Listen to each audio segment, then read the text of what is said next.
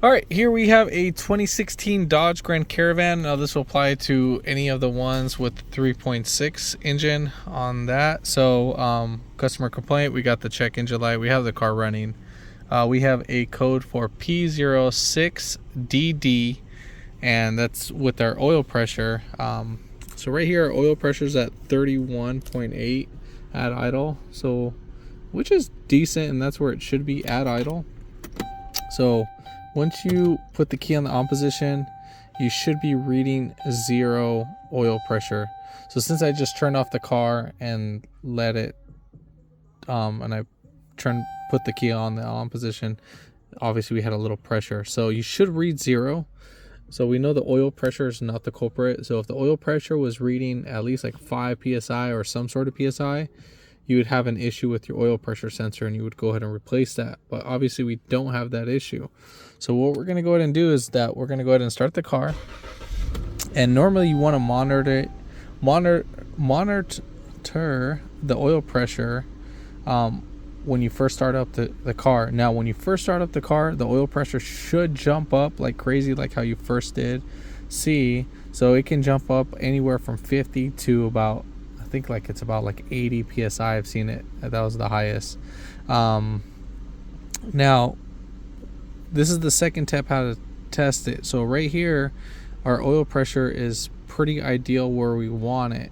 So let's go ahead and floor the actual gas pedal, and then you're gonna just have wide open throttle. Dual speed oil pump you should see on, but our oil pressure is still staying at 36 psi. So that thing should immediately jump up to about 90 psi as soon as you floor it. So as soon as it gets past about, as soon as it gets up to, I think it's 2800, then that's when it should go up. Obviously in this case it's not going up at all. So we're gonna go ahead and check out, because this guy gets his oil changes done at Jiffy Lube. So we're gonna go ahead and check out the oil filter, but for right now we're just gonna call it a night, and then we're gonna check it up in the morning and then go from there. If you haven't already, give it a thumbs up, comment down below if you have any questions, and hit that subscribe button for more upcoming videos in the future. And then we're gonna go ahead and start this video right after the intro.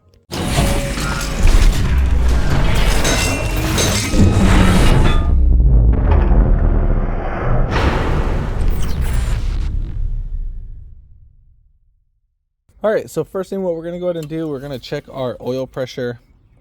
Our oil level, and then we're gonna see it. So we are a little low. Well, definitely not a little. So we don't have enough oil. So what I'm gonna do is I'm gonna do an oil change first. So we're gonna change out the oil, and then from there we're gonna change out the oil filter, and then go from there. I'll get approval from customer. And then the oil pressure switch, you can actually access it from right here. It is a pain in the butt, so it's like down below on, it'll be like the first connector that you can see. So let's get that, got some lighting going on. So it's that connector that's right there with the orange, purple, and black wire. So as you can see, it's the first connector. There's one on top, and then there's one on bottom. It's the one with actually the bigger nut. You are gonna need a special socket for that you can't get it at the auto parts store. The other one's like a 19 mil. That's the coolant temp, and then we're not worried about that. All right, so first we're gonna go ahead and start off with the oil change, and then we'll get back to the video, and then we'll go ahead and start the car and then go from there.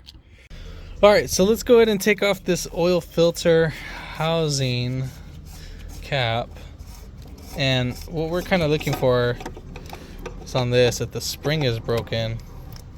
Just kind of want you to have an idea of what to look for. Oh, this one doesn't have the spring. So if this one doesn't have the spring, then you're all set. I was thinking about the older one. Those ones do come with the spring. So one thing I did notice, we had to extract the fluid. Only literally about 2 quarts came out, so definitely that looks like that would be the cause of it. So let's go ahead and finish up with this. So we're going to add the oil, and then we'll go from there. All right, so I went ahead and clear up the codes, and then we're going to go ahead and see what's going on. We should have a little slow start on the oil pressure. because we obviously changed the oil. Let's go ahead and start it. All right, so there we go. 90 is what we should see as the car first starts, which is pretty ideal. Staying consistent. Before, once you would get up to 90, it would drop down immediately, and I mean like immediately. So it being on low on oil definitely would cause that. So at cold start, that's how the pressure should look like. So we're just gonna go ahead and wait until it goes down, but in the meantime, at least you can have a reference onto as the car is going down on its idle. So right now our idle is at 1000, and as soon as we get at a certain temperature or low idle, it should just drop down a little bit more than halfway. So we should probably be around like anywhere from 35-ish, right around there.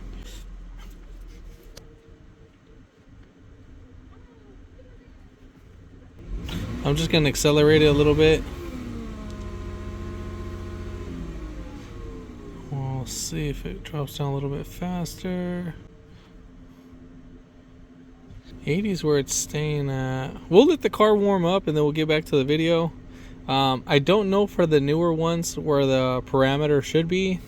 I definitely know for the old ones, for the 2012, the one with the different oil filter housing where it has like a spring. So we'll go ahead and pay attention to that on that. So I'll let the car warm up for a little bit and then we'll get back to the video.